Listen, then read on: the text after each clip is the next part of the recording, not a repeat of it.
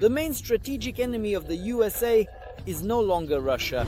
The Kremlin is still officially considered dangerous, however. The main threat today comes from the People's Republic of China. It is no coincidence. PRC conducts joint naval exercises with Russia. This is exactly what the new 2024 US Navy strategy states. Today, China is the main challenge, Russia is an acute threat. At the same time, the possibility of a direct military confrontation with the PRC is being considered in the coming years. However, besides identifying the threat, America has already developed methods of response in case of negative scenarios. The USA is strengthening its navy and military overall. China is also increasing its military potential. So who will win in the still hypothetical war between these two nuclear superpowers? What are the capabilities at sea? We will tell you in Arsenal right now. If we compare the fleets of the USA and the PRC simply by numbers, America has more ships. At the same time, the two countries obviously have different visions of modern naval combat. China primarily focuses on submarines. There are more than 50 of them in the PRC, including those armed with nuclear intercontinental missiles, JL-3.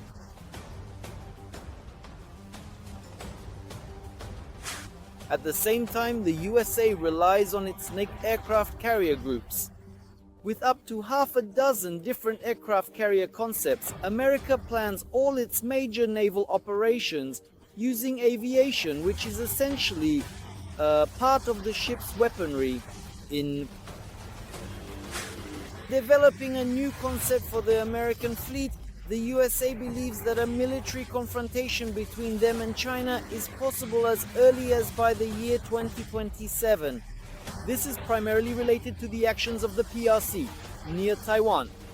It is no coincidence that the PRC conducts joint naval exercises with Russia. Apparently, both Russia and the PRC are trying to make the United States aware of possible future scenarios when joining forces, particularly in the capability to conduct amphibious operations, primarily concerning the possibility of military operations around Taiwan. At the end of May this year, China began large-scale military exercises around Taiwan involving the Army, Navy, Air Force, and missile troops. Joe Biden then assured that the US would defend its partners, but it seems he also concluded that it is necessary to prepare for war. Recently, there have been increased military provocations from the People's Republic of China and, accordingly, the Russian Federation. Russia, by the way, is also mentioned in the new strategy of the American Navy. It states that the RF and the PRC appear to be getting closer. Today's covert military supplies are further evidence of this. This is beneficial for China, primarily because of Russia's nuclear arsenal. Combined with the largest fleet of the PRC, this could become a truly significant threat to the US.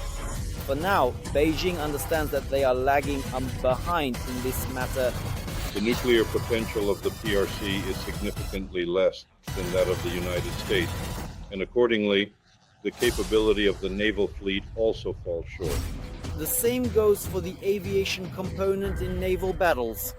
Against two Chinese aircraft carriers, the US has more than a dozen such ships.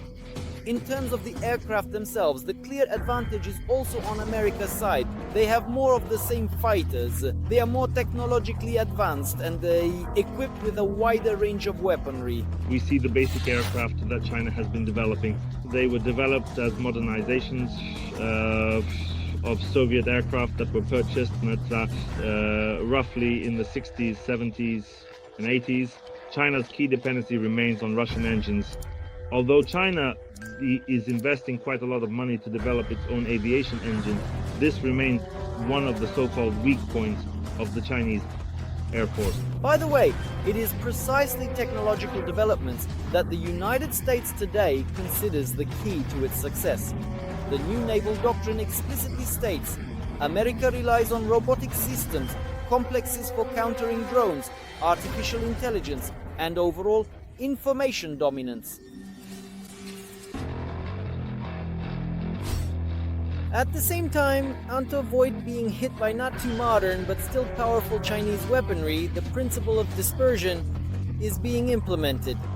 Now all headquarters, starting with the Pacific, will have their own maritime operations centers, which will allow for the dispersion of ships, their ammunition, equipment, and personnel. At the same time, in any hotspot where the US Navy decides to engage in a conflict, separate flotillas will be able to plan the operation, leaving the rest of the fleet to address strategic tasks. In recent years, the capabilities of the Chinese Navy have increased significantly.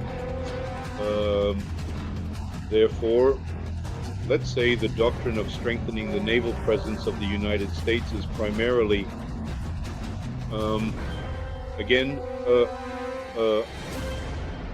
the so-called zones of the United States military political influence. That is, it concerns the respective strategic partners outside the NATO bloc. I would like to remind you that the similar status is held by the State of Israel and accordingly by Taiwan. And it is no coincidence that the United States Aircraft Carrier Group is currently located in these hotspots. By the way, in almost all of today's armed conflicts, a Russian trace can be seen, whether they were transferring something, training specialists, or assisting with weapons.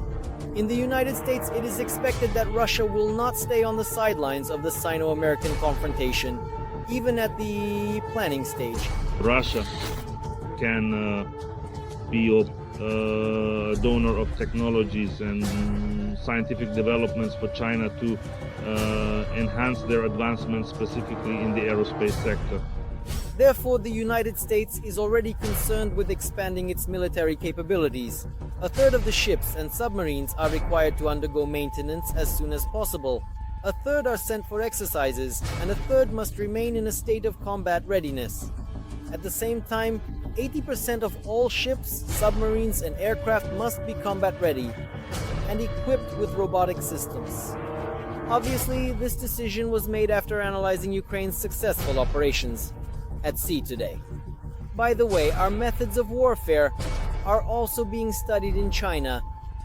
We see that indeed, in principle, most countries in the world are studying modern warfare in detail, including the experiences of Ukraine and Russia. And this has led to the fact that today China has effectively created its own version of strike drones similar to the Shahed type, even with the same wing configuration back in 2023.